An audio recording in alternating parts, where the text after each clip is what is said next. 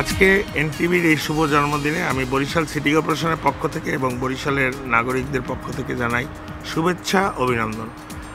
NTV যেভাবে বস্তুনিষ্ঠ সংবাদ এবং বিনোদনমূলক অনুষ্ঠানগুলি বিগত দিনে প্রচার করেছে, সেইভাবে আমি আশা করি ভবিষ্যতেও এটার উত্তরোত্তর সাফল্য কামনা করি। বস্তুনিষ্ঠ সংবাদ তারা আরও প্রচার করবে। এনটিভির 19 বছর পেরিয়ে 20 বছরে পদার্পণের জন্য আমি তাদের মালিক পক্ষ সহ তাদের কলাকুশলী সবাইকে আমার পক্ষ থেকে শুভেচ্ছা এবং অভিনন্দন জানাই।